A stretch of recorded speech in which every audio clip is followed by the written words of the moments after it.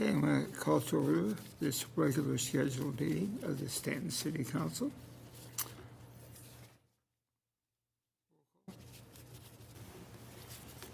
Thank you, Mr. Mayor. Just doing a test caption here real quickly, please, if you don't mind.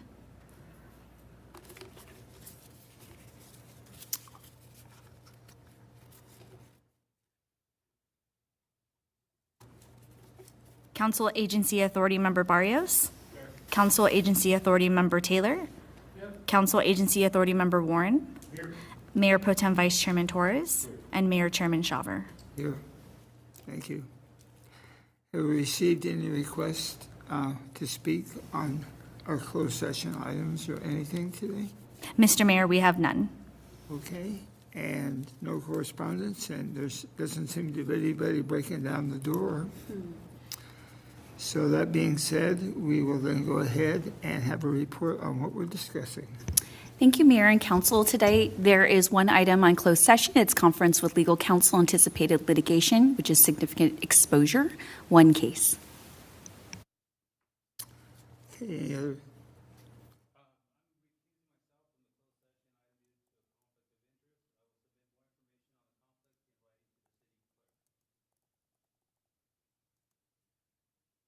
Anybody else? Okay, I'm going to recess to closed session and we'll be back shortly. City Council is recessed into closed session at 5:32 p.m. and will reconvene an open session at 6:30 p.m.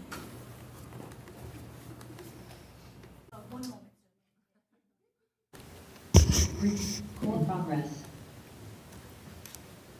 Thank you. Thank you, Mayor and Council. There's nothing to report out of closed session. Okay, roll call. Council Agency Authority Member Barrios. Here. Council Agency Authority Member Taylor. Here. Council Agency Authority Member Warren. Here. Mayor Pro Tem Vice Chairman Torres. Here. And Mayor Chairman Shaver. Thank you, Mr. Mayor.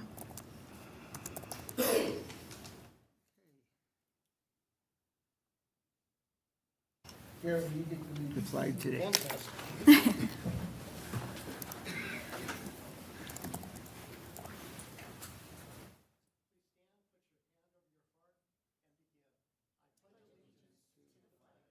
Of the United States of America, and to the republic for which it stands, one nation, under God, indivisible, with liberty.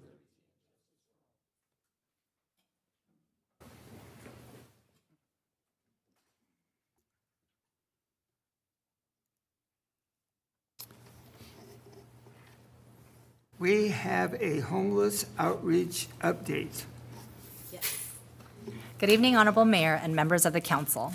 As the Council is aware, for years the City has been working on addressing issues related to homelessness. Most of this effort happens on a daily basis out of view of our residents and businesses. To ensure more transparency into our efforts and to better inform the community regarding the resources the Council has directed to address these issues, I will be providing a monthly report on homeless outreach and other activities. For those interested in reviewing past reports, you can find those beginning in 2021 on the city's website at www.stantonca.gov under the Public Safety Department. The reports represent a very high-level summary of the efforts of employees who are dedicated in some manner to addressing homelessness-related issues. Tonight's report is for July 2025. Working as a team for the month of July, the city engaged in 149 proactive total client encounters, with 37 of those being new client engagements. The team received 161 contacts from homeless individuals, advocates, service providers, and the Orange County Sheriff's Department for service assistance, coordination, and navigation. When contacted, the team provides the following services: assesses the needs of the individual experiencing homelessness, offering shelter and connectivity to appropriate resources, offers storage at the city's yard to individuals who seek shelter but cannot take all their articles with them, cleans up the debris and trash left behind and provides sanitation and public property repairs, provides residents and businesses with the outreach coordinator's direct contact information for further concerns or for assistance. For the month of July, 140 offers of shelter were declined. Staff did receive 10 requests for shelter, but shelter beds were unavailable at the time of those requests. 2 individuals were connected with interim housing opportunities. 1 with mental health services, 1 with primary care services, and 5 with benefits assistance.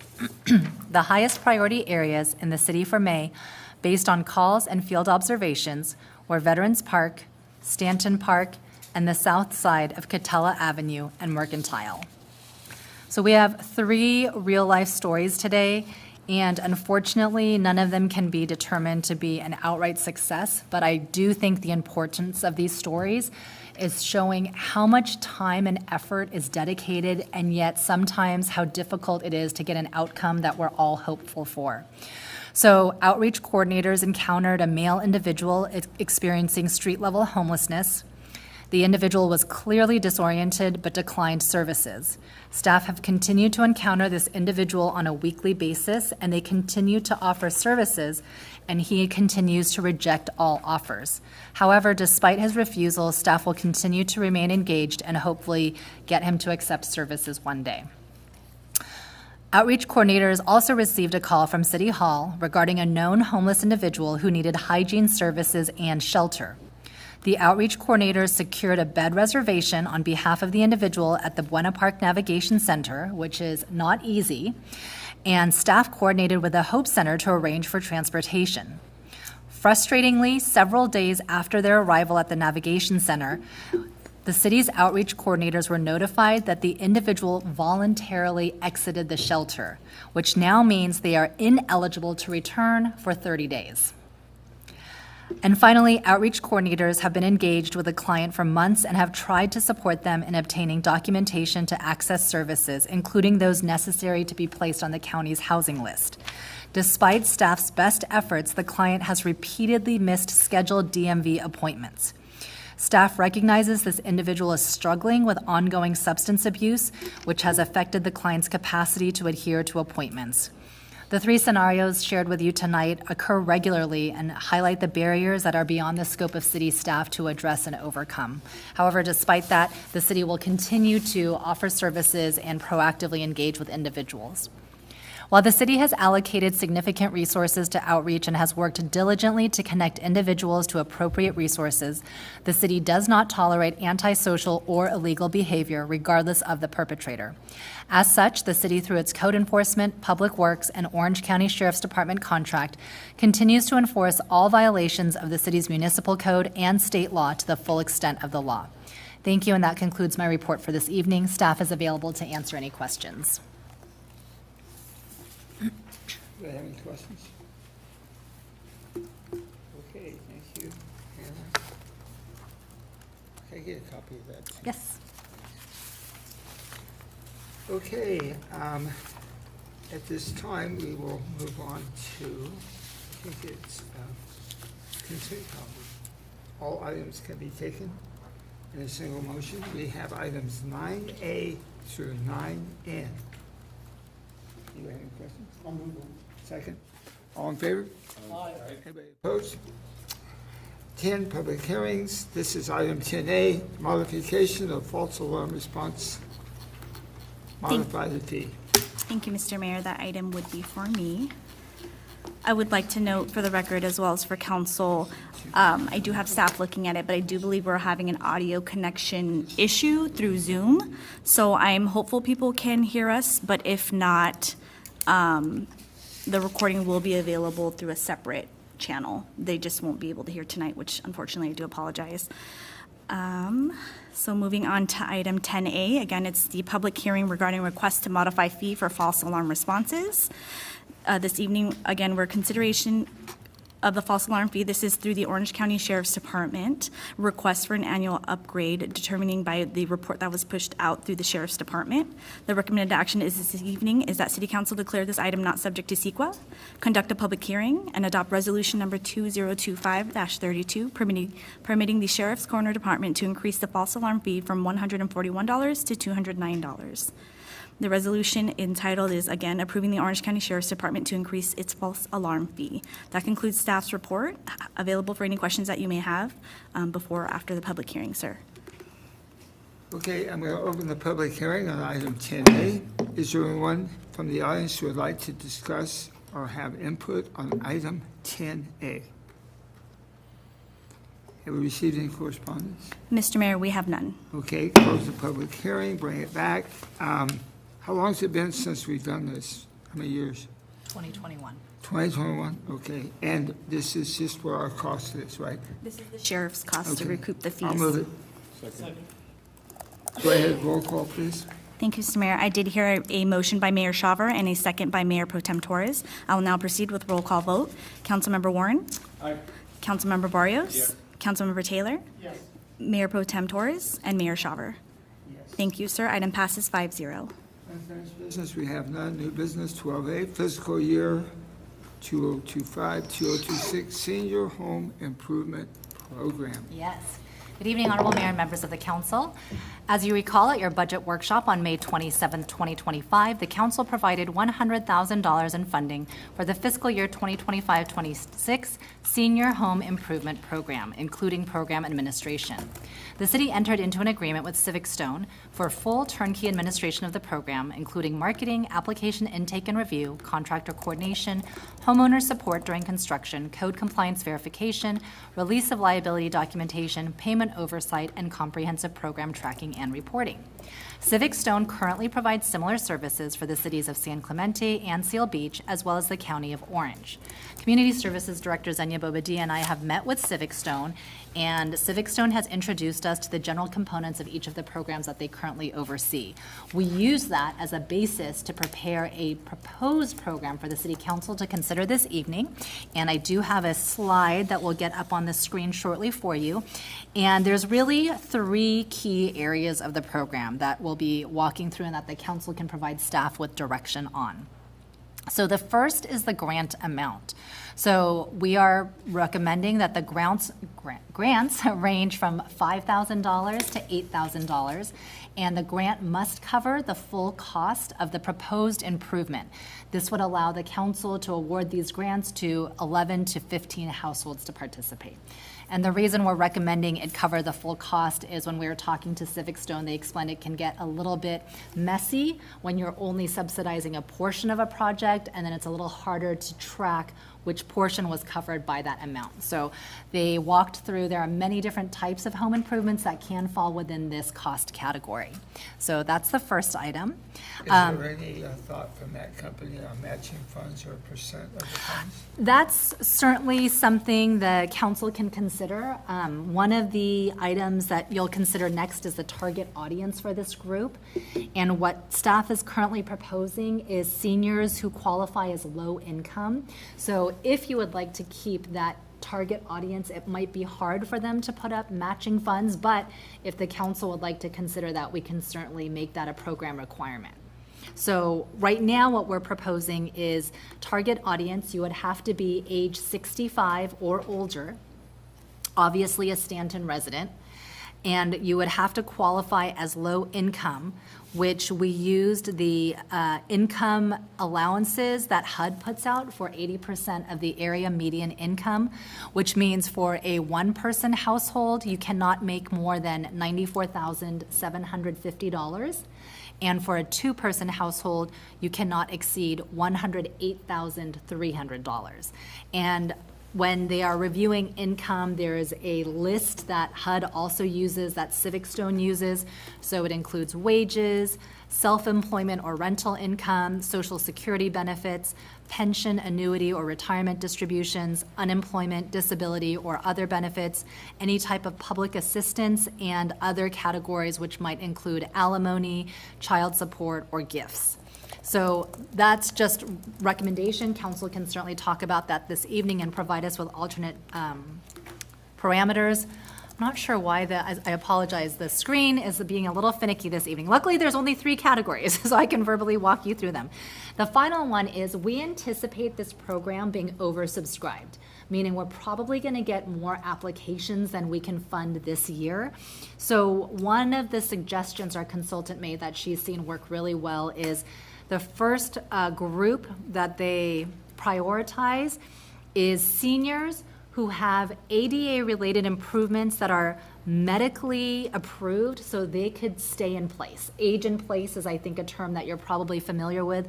So allowing seniors to stay in their homes that they've had for 20, 30, 40 years. That would require a doctor's certification to validate that this is a medically required improvement. These could be things like ramps. It could be a door widening.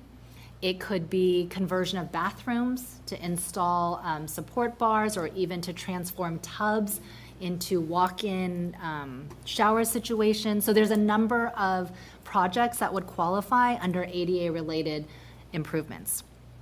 If by some amazing ability we're able to cover all of those types of projects and we have monies left over, staff is recommending then, as a second priority group of seniors who are low income, you might want to consider their length of residency as a Stanton resident, giving obviously preference to those who have been in the city longer, and then combine that with their household income.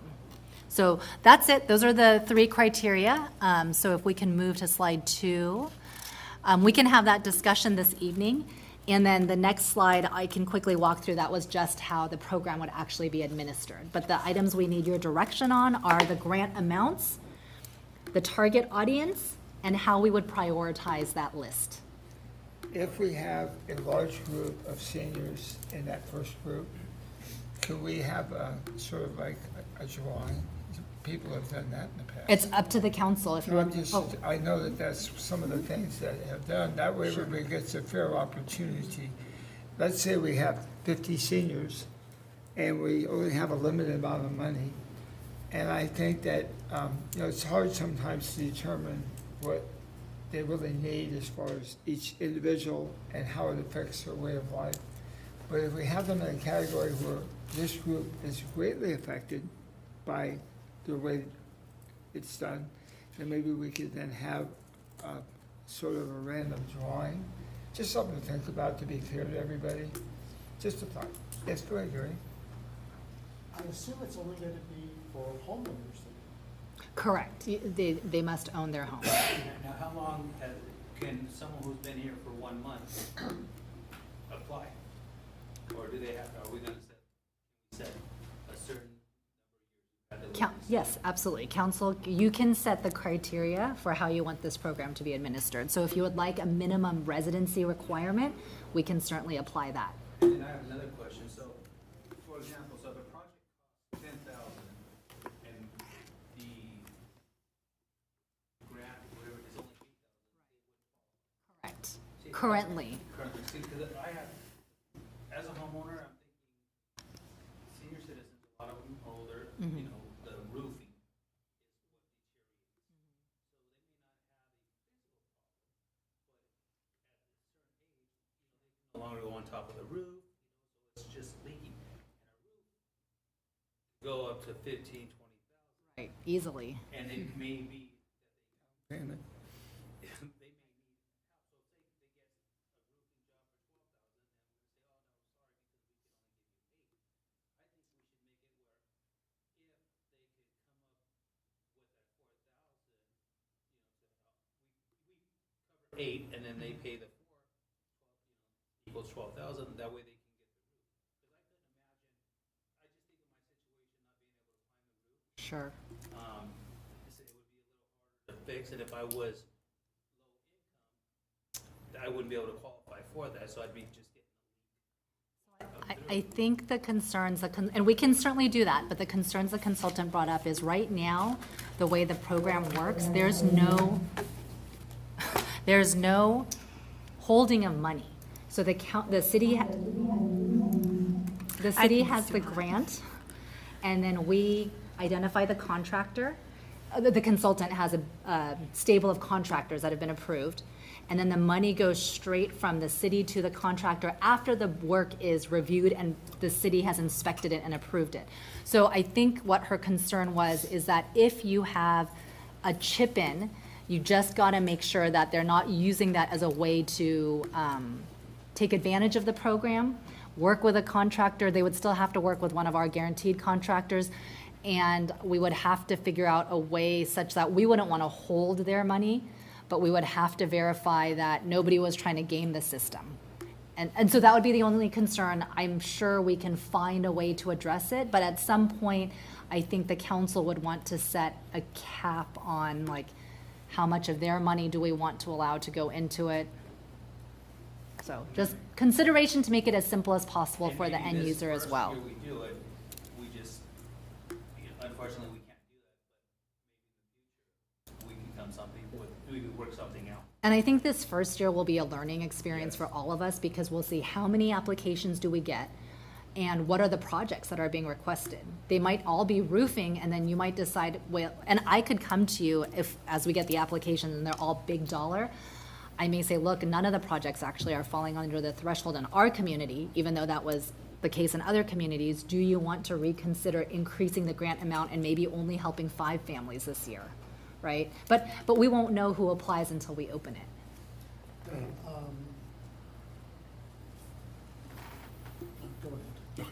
ahead.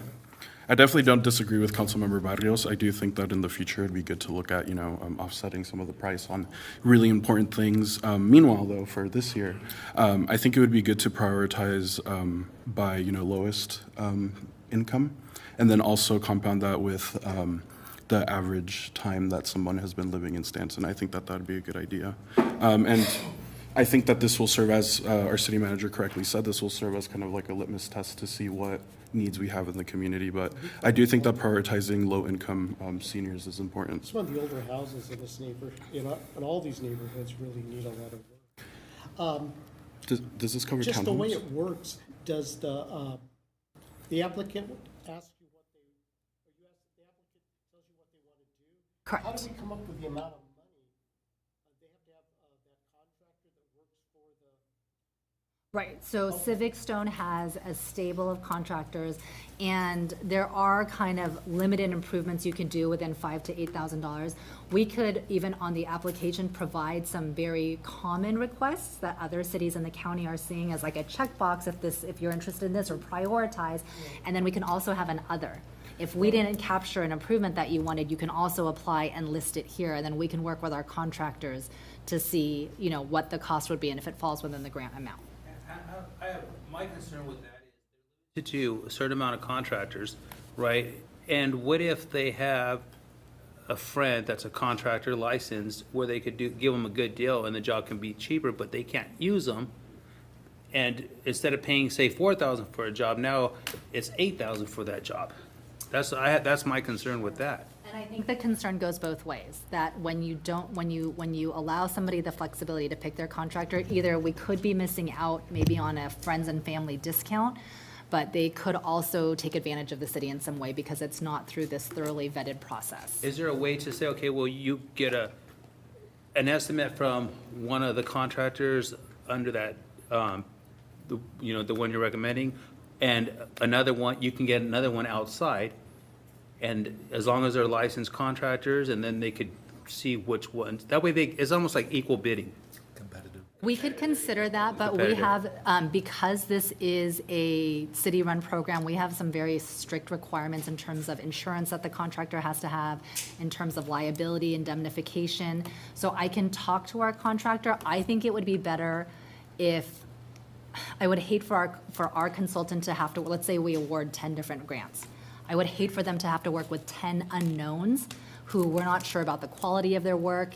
We're not sure if it's done. I just think there's a lot of unknowns. We could talk to the contractor about issuing potentially an RFP that says, hey, the city of Stanton is going to have this home improvement program. Here are the criteria you have to meet to be a qualified contractor. And some of this we might be using CDBG funds so that there's an even higher threshold for reporting and auditing. And so if you can meet all of these criteria and you're interested in being a contractor for these projects, I could talk to them about, can we do that? So if they are interested, but I think it's a little. And if we don't do it this year, something in the future. Sure.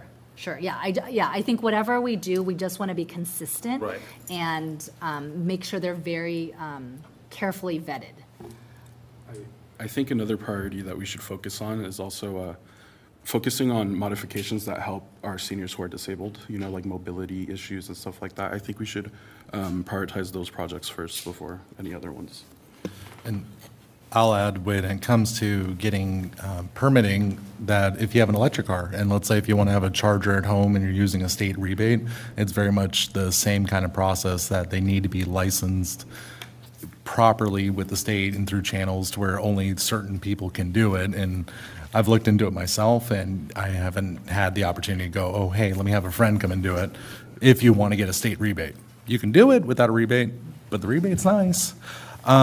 One thing I'm concerned with is in the average median income category or area median income category, are those numbers determinant of the area, or is that city income? Because if we're looking wide, then that's going to be high for Stanton. This is of the area, so I would agree with you that this would, if we use the area, this would allow more people to initially apply. And then if we apply the criteria that Councilmember Torres suggested, where we prioritize like reverse order, lowest income. So I think it would let us cast our net wider initially, and then we could still get the very lowest income from within that subcategory. But I understand what you're saying about if we just focused on the income for Stanton, that number might be a little bit lower. And then in the future, maybe this is what we don't do at the moment, considering we're seeing a lot of conversation about accessibility concerns, would be like such as air conditioning for seniors, which tends to be a frequent issue that comes up in the news just about every year. And that doesn't have as high of a price to entry unless they're planning on doing a full house HVAC. Right. But a window unit, not that much. And I don't, I don't have the expertise to know, but there could be individuals who their doctor would write a note that they need, because horribly, we've heard about seniors who, when there's heat waves, suffer symptoms related to that. So there could be a medical condition that would require a doctor or would allow a doctor to sign off on some type of air conditioning unit. So I don't think we would necessarily preclude that this year. I think that's something we could talk about. Even for my own personal disability, I can't control my body heat. So I'm always hot, and I always need to be in the AC. Okay. So, yeah, there could be an avenue to include that this year. And that's a consideration, about how we do that, is that getting a wall unit, for instance, is not that expensive. We can do a whole lot of seniors. Yes, but we But absolutely then that would be could. the entire focus of the program. Sure, So, sure. But I think there's a window for that at some point. Councilmember Warren brings up an interesting point. Our consultant did share that one community does have a single program, and that's the Leisure World community. And so they only do, and they're always oversubscribed every year, they only do tub conversions. And they're oversubscribed every year. So to your point, that's something the council could direct us tonight, is like, we want to start with anybody who wants an air conditioning unit. So there's a lot of flexibility you have. And again, we're kind of figuring it out as we go this year, because we don't quite know exactly what the community's needs will be. So we could do it open this year and then use that information to help us evolve the program next year. I'll concur with Donald on this, that I think going with what we got right now will open that door to kind of do an assessment, and where we could follow up and we could assign funding based on the findings that we received this year. How will this program be advertised to our residents? Every possible way we can think of. So I know the council, I know what you're thinking of, which is at our town hall. You heard people say, we didn't know you had a program before. We never saw it. So we will use all of our known mediums, right, which is social media, website, but we also know that our target audience may not be as on those mediums. We also have our newsletter that actually gets mailed to homes. We have our senior service programs that we will definitely advertise, have hard copy flyers. Please take this home, share it with your neighbors. If the council wants, we could target certain senior, either multifamily buildings or mobile home parks. We could target those that are known to be senior only and maybe do focused mailings to those. But we will try our best to get it out and about as much as we can. We'll try to have a very open window to allow plenty of time for people to find it and then be able to apply. In order to be fair, I think it would behoove us, rather than sending it out, citywide, which we can, I think that each one of the 4 districts should be allocated $25,000 within their district, so that we make sure that it's equally distributed throughout the community. I'm willing to give up my share. I think it's good, 25, 25, 25, 25. That way people will know that the people that represent them are looking after their best interests, and also we make sure that it doesn't just end up in one portion of the city. So it's just something I think we consider as we go through it. Also, I'd like for us to look in the archives, because we've done this 2 or 3 times previous, very successfully. And I think sometimes if we look historically how it's worked, what were the good points, what were the bad points, that might give us a little bit of direction on what we're doing.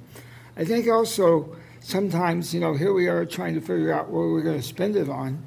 I think it's also good to find out what the needs of the community are.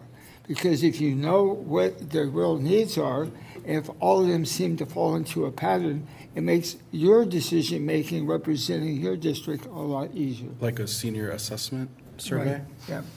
Yeah. I'm for that. Just a thought. But I do think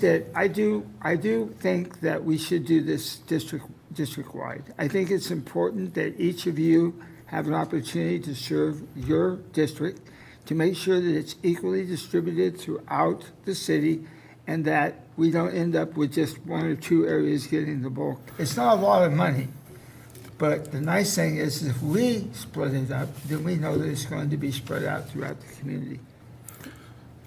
Initially, sounds like a good idea, right? Everybody gets $25K to distribute around your community, but when you look at how our residents live in the different sections of our city, we have areas of Stanton that are a lot poorer than other areas. That's not true. It definitely is. There's new developments in the city. Okay, well, demographically, bringing in I can new, find, different demographically, salary I can ranges. find, And then on top of that, we could come back to the council together, and we can just decide as a full council where this money goes.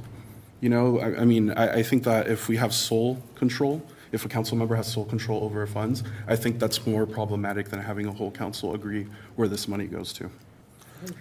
I don't like the idea of the 25,000 either, because I do think there are nicer I'm just areas throwing in it the out city. there. I think it would be better if we just look at who applies and what they're applying for and base it on that. Well, you can do that, but you do it within 40,000 populace. Also, I would tell you, it may not be fair. I know the exactly, demographics of Stanton. Every demographic, every district in Stanton has an area of folks that do not have the financial wherewithal to make improvements. I can guarantee you that. But anyway, I just threw it out there. Whatever you guys decide is fine with me. I thought that if we did it that way, we want to make sure that, what if one group in one district gets $100,000? I don't think that would happen, though. Why? And even if we'd be helping our most It'd still be the vulnerable whole in city. community, As long as What about everybody the vulnerable in applies. the other districts? then we should allocate more funds if we need to help them as well. Okay, well, we don't have those funds right now. Then let's make sure that our most vulnerable get the first pick so we could raise their quality of life first, and then we come back the next year and then we make That another goes back to assessment. my point. Maybe it's good to find out what the needs are, like you said. I think it's good to find out what the needs are, and then once we know that, it'll give us a better direction on how to spend the That's money. more money to spend, though, and then I think we should let our residents decide what they need. Okay, so let me pose this hypothetical. We have a senior mobile home, right? Would you guys be upset if most of the money went to the senior mobile home when this program is specifically meant for seniors? I'll give an example for my own district. I have 2 55-plus parks in my district. And so I know there's other 55-plus parks. For instance, I know there's one in Gary's district. Nothing precludes us from going out and doing the footwork and communicating to those populations. They may not always be the most savvy or connected with the city. But I don't think we need to divide them out. But anyone up here has well within their authority to communicate with their residents. See, I think we open it up, the whole city, and then we, at the end, when the jobs are done, we sit down, we assess, okay, did Gary's district get more funding? Did Donald's get more funding? Did Dave's get more, and we just, again, we learn by trial and error. It's first year, it's not a lot of money, $100,000, but we open it up. And you know what? And we see what happens, and then we can reevaluate and make changes that will improve the program moving forward. And I think you know, you talk about the mobile homes with the seniors, you're probably gonna have a lot at a mobile home with the seniors that need it, right? They'll need the roll-in shower, they'll need grab bars, you know, the AC units. And I don't have a problem because we're not a very big city, but if we can help, say, they're in Councilmember Warren's district, and 50,000 of it goes there. That's okay, because then you know what? Next year, that 50,000 won't be needed there, and we can move forward with the program, and somewhere else, maybe in Councilman Taylor's district, will need it. So the bottom line is we're helping our citizens, we're helping our community. We're not a very big city. And I just think we keep it open up and then evaluate it at the end of the year, or we know when we're done. You know, interesting point, though, a lot of the mobile home park with having people come in and do not studies, but they have inspections. The property owners have inspections. Some of these mobile home parks actually have standards to where they can actually get help from different agencies to get funding to fix their mobile homes also. So there's other resources for mobile home parks that single-family dwellers can't get. And again, this is 5 of us talking about mobile home parks. Maybe the applications and the qualifications aren't from the mobile home parks. Maybe they're from long-term residents who own houses who, you know what, they're older now and they can no longer fix it. They need assistance, like myself. In about another 20 years, you know, knock on wood. 5. Yeah, 5. Use your councilman's salary to qualify. Yeah. Or, you know, I might be coming up to you guys and asking for help. So I think we should just leave it open. And again, the criteria, you know, we set, and then we evaluate at the end of the year, or, you know, next year when we talk about improving the program. Hannah, how long will it take to get it running?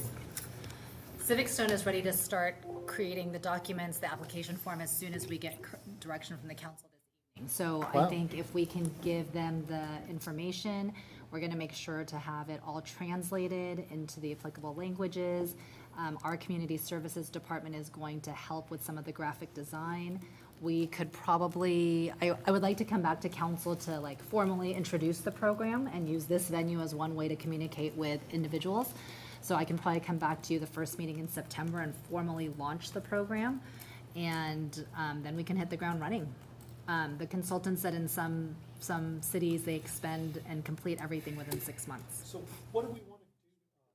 I can say guys, I guess, we're all in on this side. Do we want 5,000, 8,000? What amount do we want to do? Let's decide that first. So I can think get we the- should wait to see what the applicants are asking for.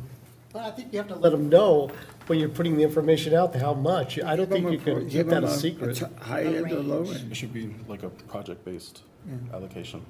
So what would be, so considering, and remember, I do What's have. the maximum? Right, and remember, I do have an administration fee I need to pay to Civic Stone for everything they're doing, so it's actually $90,000 in the program. So just as an example, if you set the cap at projects up to $10,000, you may only be able to assist 9 families, but maybe the projects are more meaningful. So I think I just need to know what your cap is. I think 5,000 would be better. You have to think of cost of material. Like I redid my bathroom, that cost me $7,000, and it wasn't even a full. That was just taking the old plastic shower out, putting a tile in, putting grab bars, and pretty much that was it. Really? Yeah, That's a lot. Can we do 9,000? If the council would like. I would say 9,000, and that would be a max 10. And you know, I'm sure not everybody's going to do 9,000, but I think max good is 9 to start off the first year, and then we move on from there. How about 8? That's not even number. I like even numbers. No, but 2, 4, 6, 8. 90 divided by 8. Oh, 90. 90 divided by 9 is 10. Where do you get the 90? That's what we have after we take out the administration. Oh, the 90,000? Yes. I got you. Just a spitball here, is there any organizations that already do something such as this where we could go in as a partner and have matching funds? I mean, turn 100,000 into? Okay. I was just feeling optimistic. So the county does have a program. It's been in development for, I don't know, when they first initially reached out to the community services director and myself, they were like, oh, it's coming soon, it's launching, but we've been waiting 6 months. So I don't quite know if it's a funding issue at the county with some of their recent challenges. So it's not a matching program, but that was something we were actually waiting for to advertise to our seniors. That one is also geared just at seniors. But it's not a match. So I don't think there's any matching programs available right now. Would the program include something like termiting a house? If it fell, well, you guys would have to decide. One of the prioritization things we proposed was first priority would be given to ADA-related improvements for seniors to age in place. So let's say we don't get that many of those, and then the next one is termiting. And then let's say if you want to put the length of residency and household income, and then they're able to get termite, I don't know if you can get a whole tenting for $9,000, but certainly you could get spot treatments. So if that was the next one, and the priority on length of residency and Cleaning houses and things like that too. There are a lot of things people need. sure, I right. agree. Let's do the ADA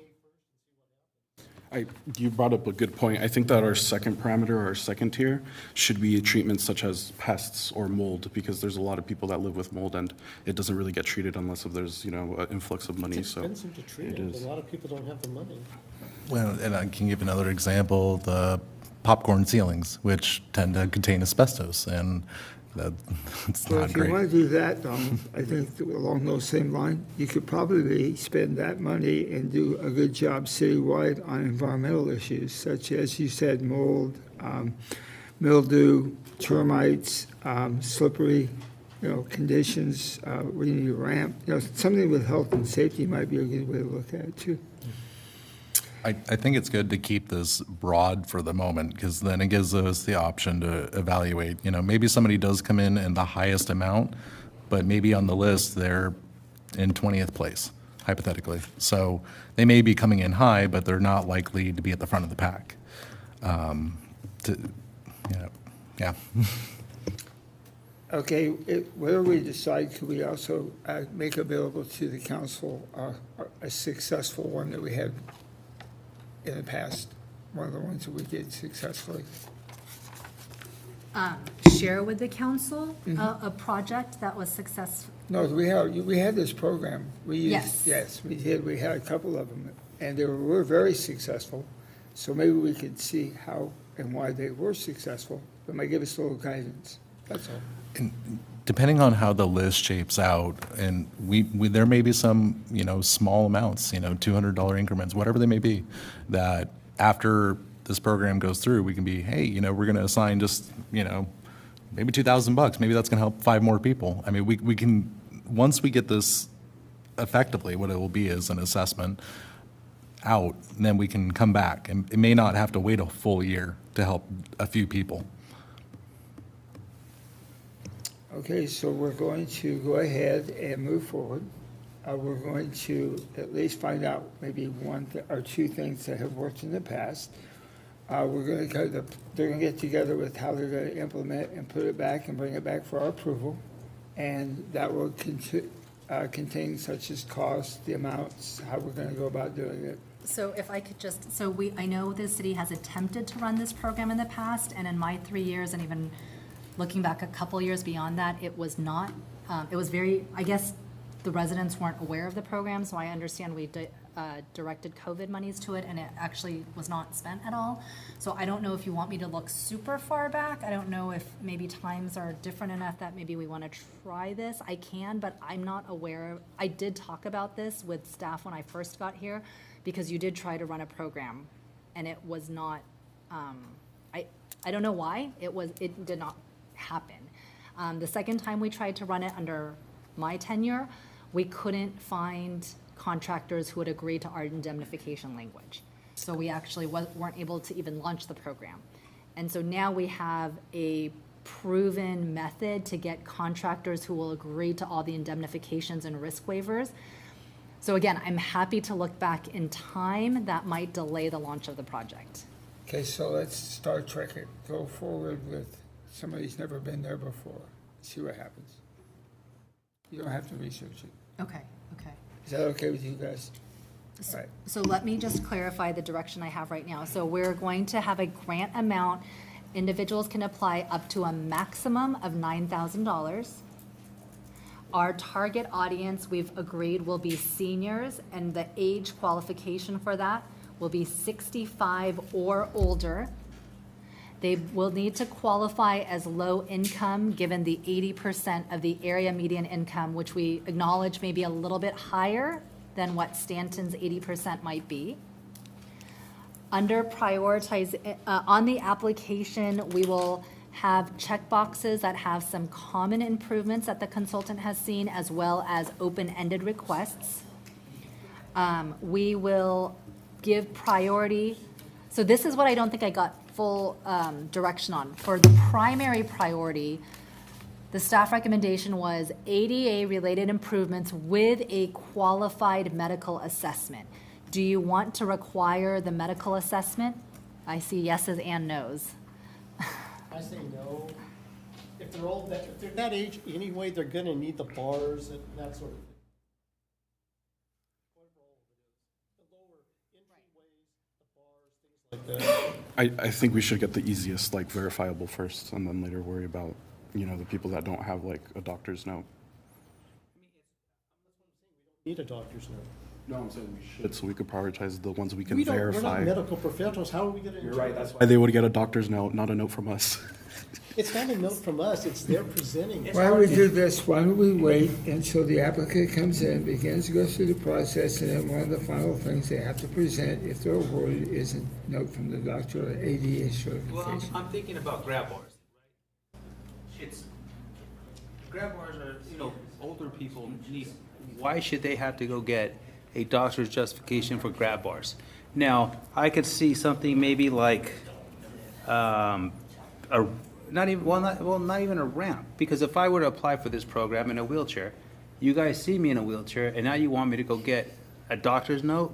You know, it's like just Doesn't make common, any sense. yeah, it doesn't make any sense. We know you can't stand up and walk in, see? Well, according to some people, I can walk and run around, but that's just. So I still I don't know if I have consensus. Are we requiring the qualified medical assessment, or are we not requiring? I would say this, for just for my personal thing, I think if it's AC or heat, a doctor's note. AC or heat, everybody needs AC or heat. No, for what she's talking about, like say for my condition, right? I tell you, my body heat is, you know, I'm always overloaded with heat. But you guys don't know that, you just see normal. But let me get a doctor's note, and I would give it to the council, to, you know, a stronger case. We're not gonna be making these decisions. Well, yeah, the consultant, in other cities, they do medical, some cities do medical assessments, others don't. They already have a form that they've successfully used with doctors' offices. The individual doesn't even have to go in for an appointment. They will send it through the doctor's office and say, hey, this patient is requesting this. So you don't have to do it, but I'm just saying there is a proven way to do this that they've already successfully used in other And cities. even like for my FSA, right, I put in my vacation home, What's because FSA? it's for, you take money for medical expenses. Oh, okay, I know what that You is. rich people don't know, but, so I had to do a walkway for safety, right? And so in order to use those funds, I had to get a doctor's note to verify that I was disabled. And it was just something short, you know, and that was it. My doctor emailed it to me in the portal, so it was easy.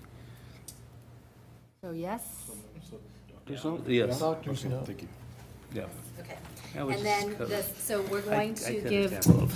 and then secondary priority will be length of residency with priority to longest tenured, and then combine that with household income with priority given to lowest household income. Okay. Okay, so what I'll do is we'll prepare all of the program documents, and then we'll come back and officially launch it at a council meeting through a presentation. And then you can also share that information in any way you would like to, and then we'll do the focused mailings for dedicated senior, multifamily, or mobile home parks, and then we'll use all of the city's communication medium as well. Okay, thank you for the direction. One last question. Oh, yes. Sorry. That's okay. I just want to verify. So if the senior, does the deed of the house have to be in the senior's name? Let me see. That's complicated. Because say a senior. Yeah, say the senior lives with their kids and needs these modifications. The kids pay for it. I think they do have to be the homeowner. Okay, that's Yeah. fine to verify. Yeah. Okay, so the, And there we go. we have, After you close this. okay, we have provided staff direction on this, so that's our recommended action. Is there a motion to approve? First. Sir, all in favor? Aye. Okay. We do have somebody that would like to speak on 9M. There is a public comment, yes, Mr. Mayor, on item 9M. However, that I would like to report for the record that 9M has already been passed by the council So under we'll do consent that calendar. oral communication. He's able to speak under oral communication on Oh, the that's item, fine. yes. All right, this time, we will move to item 13. This is oral communication. Velasco, please come up. Hi, Marlon Ray. If we can just test the microphone real quick for me, please. Yes, thank you. Test. Perfect, thank Okay. you. Okay, thank you, Honorable Mayor and members of council for giving me the time and space to voice concerns on behalf of the Lighthouse 2 community regarding the agenda item 9M. My name is Marlon Velasco. I am a resident of the Lighthouse 2 community and also serve as a vice president of the Lighthouse 2 Homeowners Association Board of Directors. For some context and background, there have been various other street and traffic projects done on Western Avenue, such as creating that turn lane most recently a few months ago, and that has significantly impacted the day-to-day living of my residents.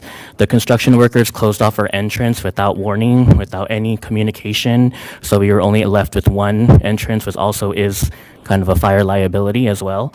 And additionally, construction workers have repeatedly stored their traffic road sign in our community, blocked off visiting parking space. They've also stored like their materials, which damage our landscaping. So now we are in the kind of like coming from our funds, from my resident funds, to replant those plants on Western. So just a few questions and considerations I'd like to voice on behalf of my residents to the council. Can you please clarify how many additional public improvement projects will be conducted and the timeline of these projects? It was our understanding that when we purchased these homes that all the work was supposed to be finished or complete, but that was not the case. We've been kind of living in ongoing construction since I moved in 2023. It's almost 2 years now. And again, we've had just multiple instances where there was just no consideration to our residents. And so again, we just want to ensure that if I think based on what I read from this agenda item, and please correct me if I'm wrong, it looks like KB Home is going to contract with the city to fulfill the rest of these project improvements. I guess that's my first clarification. And if so, we'd really like the city to ensure that their contracted vendors know that both the Lighthouse 1 and Lighthouse 2 communities are private properties, and that it should not be used as a thoroughfare or storage. Again, as I mentioned, there's been multiple instances where they've been storing without our communication, damaging our foliage and our landscaping that we've had to now use our own HOA monies to restore. And then also we ask that advanced communication for any future projects be communicated to our HOA managers and our board of directors so that we can relay this information to our residents so that homeowners have ample time to plan accordingly if needed. Again, we just want advanced communication because we work really closely with our residents so that they can plan accordingly. So if there's only one entrance that they can do, people can plan and so those are just my concerns for this agenda item. Thank you. Caesar, hold your hand up. He will be able to coordinate everything with you, so make sure you get his card. Yes. And I think Victor and Dahl and I, we go down to Western all the time. And we definitely understand your concerns, and they are going to be addressed. And that will be a pristine street before this is over. Great, thank you, I appreciate it. No problem. Thank you. Anyone else would like to address the council at this time? Okay. And we have received any communications? Mr. Mayor, we have none, sir. Okay, I'll close that. We have no written initiated business. Go ahead, Al. I'd like to agendize for next meeting a discussion regarding renters' rights. I just want to get a feeling for the whole council. 15B, is there anything for a future meeting? Future studies, I had announcements. announcement? Yeah. We haven't got to That's announcements 15A, yet. right? It was 15A, sir. It was before the items for meetings. Oh, you can always make an announcement, John, go ahead. So, since we had some time off, I've attended a lot of events, so I'm just going to kind of go out and list them, but attended ACCCOC Summer Legislative Reception on 7/15, 7/25, the North OC Chamber Business Awards, 7/31, OC Fair Government and Elected Officials Reception, 8/7, the Annual Employee Summer Luncheon, and then 8/8, the National Night Out. However, regarding North OC Chamber Business Awards, I have brought the mayor's awards, of which I had to speak on his behalf, and I was happy to do so. But I'd be more than happy to present the mayor with his awards. I appreciate that. And thank you for being there, all three of you. That, appreciate that very much. I was indisposed. Here's your stack. Okay, thank you. Wow. After 38 years, if I bring that home, my wife's going to kill me.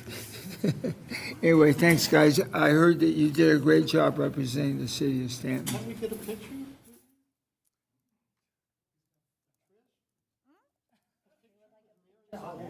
That's up to your discretion if you'd like to take a picture of an award. Okay, let's go do it for all four of us, including you. Let's go do a Kodak moment.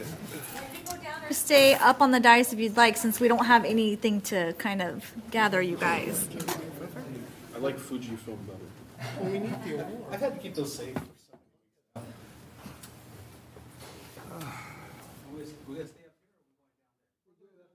We're going to smack up here. Up here, Come down there because Victor's going to be cut off. that's what I'll be cut off. I'll be right here watching. That's what Patricia said. We're going to do it here. Okay. I like this simple. Do you want to? Does he want to All of hold them. these or not? Sure, everybody can hold it. There's 4 of them, actually. Okay.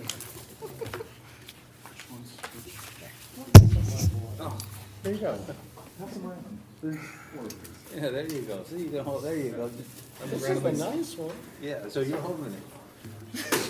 Well, John's got to give it to him. You want to hold it? Yeah. There you go. Okay, everybody, Yeah. How's that? come on, get in here. Let's go. Come on, guys. I'll get behind Victor. Oh, Come on, Donald, get in. All right, everybody hold one up. Oh, that right there. you want to, here, hold this one. This is a nice one. Yep, there you go. Thank you.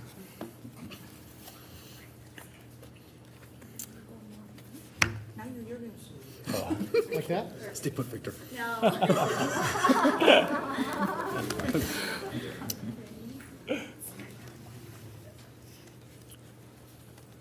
Ready?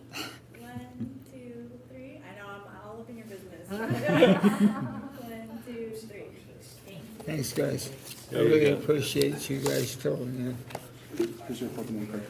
Okay, thank you. Victor, when you roll down to the, we were saying. Well, John is just saying, boy, push me down.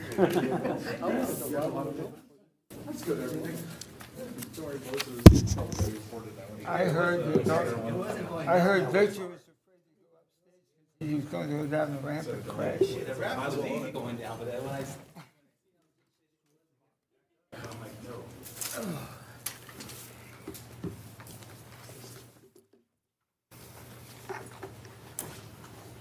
Okay, before we go on to 15D, Zinnia, would you like John's report, or would you like to report on? John, thank you for speaking. Yes, I attended National Night Out, where again I spoke on behalf of the council, and I was more than happy to do that. I would like to thank our law enforcement partners, OCFA and OCSD, for coming out in support of the community. Enjoyed Duke doing this year's flyover. That always results in a few messages on many social media platforms with lots of questions, but that's half the fun. So again, I'd like to thank our law enforcement partners and our community services department for getting that all put together.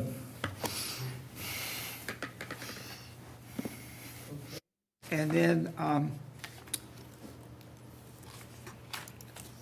Hannah, tell us about our luncheon we had for our employees, please.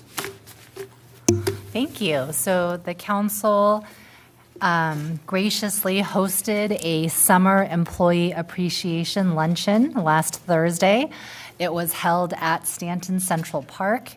We had hamburgers and French fries and fruit and cookies, and we got to share just a small token of our appreciation for all the great employees of the city of Stanton, and we got to play some games and just have a nice opportunity to hang out with each other, kind of away from the day-to-day grind. And again, staff is very appreciative to the council for the recognition, and I'm very appreciative to staff, as the council is as well, for all they do. So it was a lovely day. I think it was the hottest day that week, but we survived. So thank you for allowing me to give an update. Thank you for that.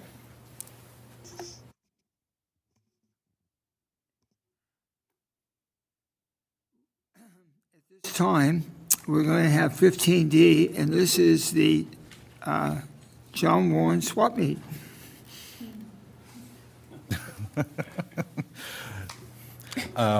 So I brought this up at the last council meeting. There's quite a few cities that have done sign programs where they get community involvement and being able to have a little piece of their own city by having a street sign. Since I proposed this item, I found out the mayor has a street sign in his own garage from a previous replacement program, and that Councilmember Barrios, one of his neighbors, has a sign from a previous replacement program. So what I would like to be able to do with this program is to be able to raise funds for a local nonprofit or local nonprofits by being able to sell these signs back to the community. It's something in which I saw the city of La Mirada do previously, and even 10 years ago, they were selling each sign for about $75. And but what I want to try to avoid is putting a ton of staff time into this, which is similarly a complaint I've seen from other cities with having to deal with a large amount of street signs.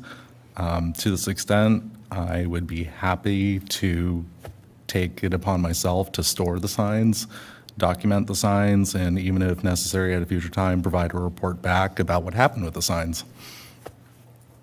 So that's what I'm aiming to do. I think it's a great idea, but I was going to make a recommendation that the monies that we gain from this, we use to put into our different events. We're not going to make any money on this. It's going to whoever sells, right? You're not selling the signs. Yeah, all to nonprofits. So him? He's not No. selling. No. He's giving them to a He nonprofit. said he wants to document the signs. He wants the city to sell the signs, and then the funds Yeah. from those sales would go to nonprofit? Assign a nonprofit to handle the distribution and so forth. So this way, we're not putting all of city staff on sign patrol, including disassembling their current components and all the work that may entail. So when Councilmember Warren and I spoke about this, the process I would recommend if the council approves this is the city council would formally surplus all the signs to whichever nonprofit is designated.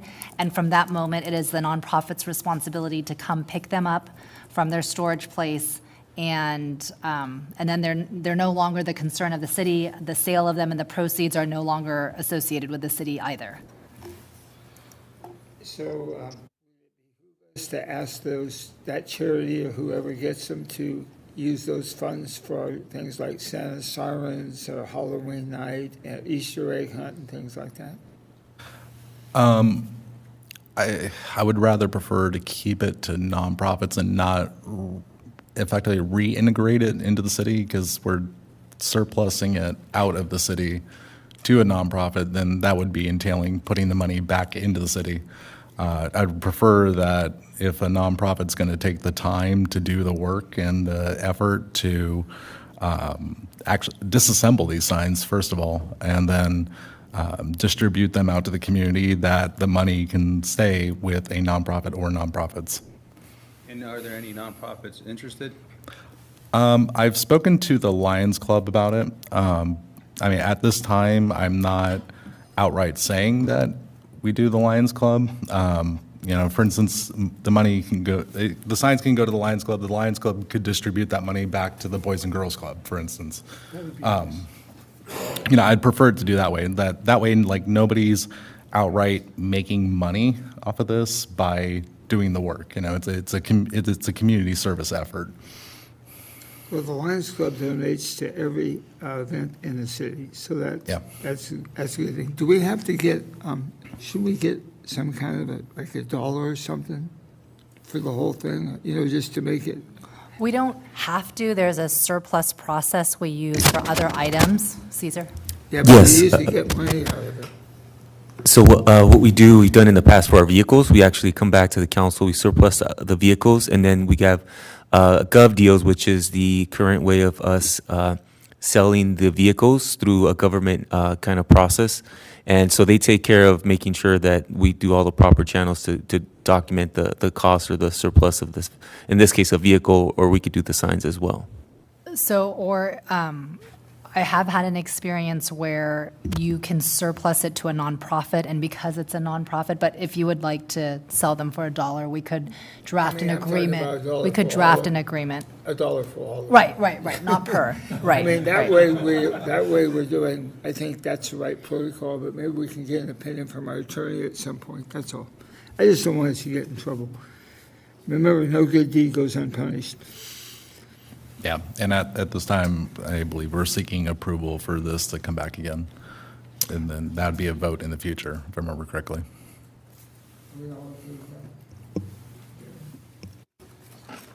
Gary, are you okay? Mr. Taylor? Oh, I'm sorry, yes. We're all set.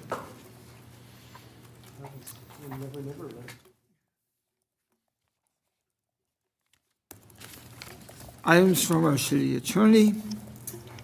Thank you, Mayor and Council. I have no items tonight.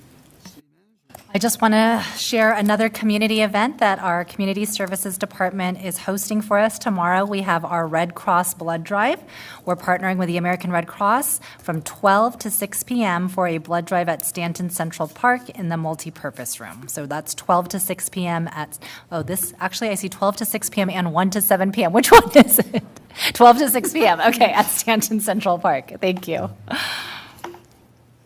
Chief, you're up.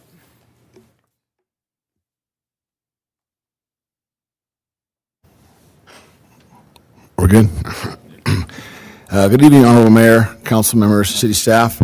It's my pleasure to provide the following OCFA operational report for July 2025. The OCFA responded to a total of 354 incidents within the city during the month of July 2025.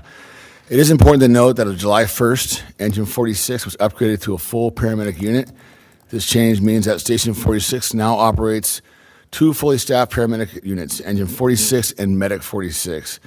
This enhancement has already significantly reduced the need for units from the outside the city to respond to emergencies within Stanton, thereby minimizing the time the cities without advanced life support unit in service in the city.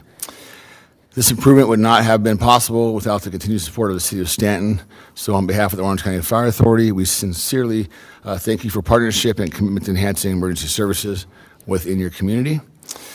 There was a total of, like I said, there's a total of 354 incidents in Stanton in July. We had 12 fires, 307 medical aids, 20 traffic collisions, and 15 hazardous condition standbys. We responded to 8 incidents in the unincorporated Orange County area. One significant incident occurred on July 4th. On July 4th at approximately 20:31 hours, our dispatch received multiple reports of a structure fire at a multifamily dwelling condominium complex. While Engine 46 was en route to the call, they requested the incident be upgraded to a working structure fire due to the significant amount of smoke visible. Engine 46 arrived on scene and advised of a 2-story condo complex with heavy fire showing from one unit on the first floor. Engine 46 established command. Due to the location and complexity of the fire on the first floor, the incident was upgraded to a second alarm. The first 4 engine companies deployed hose lines and initiated fire attack in the involved unit. They immediately obtained a primary and secondary all clear of the units involved and the adjacent units. The fire was held to one unit with one unit with smoke damage to the adjacent units as well as the attic. There were 2 patients evaluated on scene, 1 transported for smoke inhalation. I'd like to thank the Orange County Sheriff's Department, Falk Ambulance, and the Stanton City building officials for assisting us on that call. Our safety message will continue to be drying throughout the summer, as well as a heat illness prevention. We talked about extreme heat safety.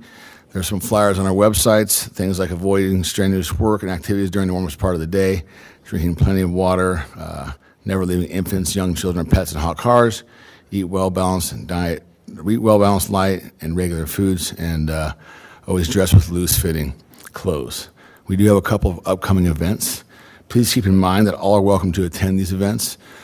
Orange County Fire Authority will hold its annual 9/11 Memorial on Thursday, September 11th, 2025, at the Regional Fire Operations Center, on One Fire Authority Road in Irvine, and are encouraging all to attend who are interested, as well as Orange County Fire Authority Girls Empowerment Camp will be held Saturday, September 13th, and Sunday, September 14th, from 8 a.m. to 5 p.m. The application period will open on July 28th, so it's already open, and will close August 25th.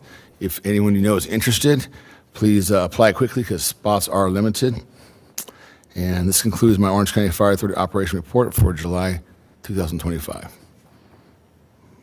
Any questions? Thank you. Any other business before the council?